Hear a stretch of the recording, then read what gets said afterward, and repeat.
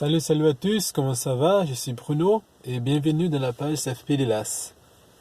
Aujourd'hui, je vais parler un peu sur des choses à faire à São Paulo, encore une fois.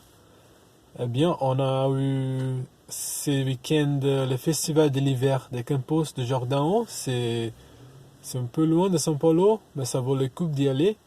C'est 2h30 en voiture en partant de São Paulo. Et c'est très bien, la ville, tout. Et des choses bien à faire, oui, c'est les centres historiques. Bien notamment, oui.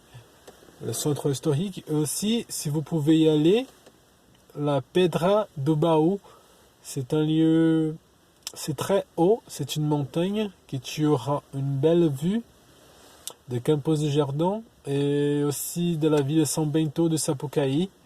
Et c'est très bien d'y aller. Mais si tu es bien paresseux, un peu comme moi, vous pouvez y aller notamment à Vista Chinesa, la visualisation chinoise, quelque chose comme ça. Les noms sont un peu bizarres, mais vous aurez une belle vue du soleil. C'est très beau en fait, c'est la nature. Et je vous indique vraiment d'y aller. Sinon, si tu es au centre historique, c'est bien de manger là-bas, c'est bien de chocolat. Et il y en a beaucoup aussi des Baden-Baden, des bières un peu allemandes.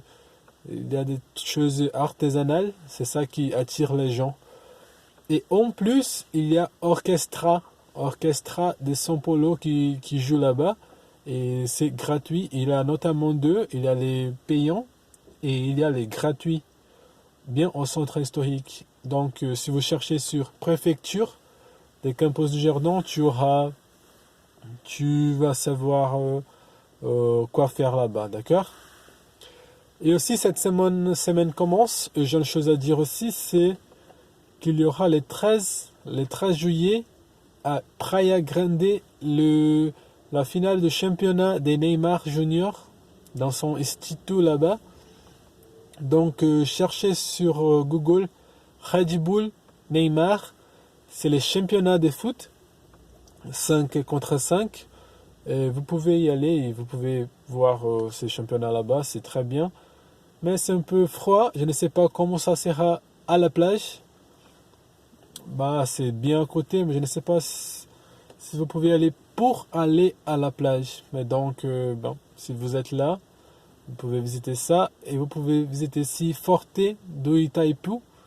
C'est un lieu militaire que tu peux visiter. Notamment, tu peux aller Praia Grande, alors le championnat de Neymar. Et après, Fort Itaipu. C'est juste y aller, c'est 10 reais, c'est rien. C'est comme 3 euros, 2 euros. C'est pas cher du tout, ça vaut un coup d'œil. Ok, au terme football, le football reprend les championnats nationaux du Brésil avec la Coupe du Brésil et les championnats brésiliens. Notamment, demain, ça recommence avec Palmeiras International. C'est un match de Coupe du Brésil. Et notamment, si tu es à São Paulo, si tu veux voir les matchs, voilà donc le championnat reprend. Après la victoire du Brésil, on a gagné des Pérou 3-1 dans la Coupe Amérique. On est bien heureux, on est bien content. Mais c'est un peu facile pour nous parce que le Pérou ne représente pas une menace, vous voyez, comme par exemple Argentine, Uruguay ou Chili. Donc on attendait à ça en fait. D'accord? Terme football, c'est ça. Le championnat reprend avec ce match le mercredi et aussi le week-end, ça va recommencer le championnat brésilien. D'accord? Des choses à faire aussi. Aujourd'hui, c'est un férié à São Paulo. C'est le férié 9 juillet. C'est en raison de la révolution constitutionnaliste de São Paulo. C'est juste un férié ici, dans l'état de São Paulo. Et il y aura des défilés militaires, des défilés de la police aussi. À Parque de Ibirapuera, c'est facile d'y arriver. Tu peux arriver en métro et Eucalyptus, ou tu peux aller justement en voiture, ce n'est pas difficile.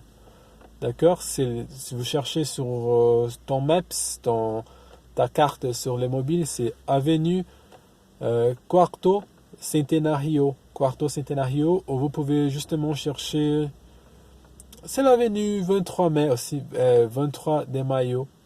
D'accord? C'est facile à arriver. Oh, je vais finaliser ici avec les mises à jour politiques. Aujourd'hui, ça va commencer la votation, les scrutins pour la réforme politique qui propose le gouvernement de Bolsonaro. Ils ont besoin de 308 votes pour être positifs, pour continuer la réforme du travail de Brésil en général.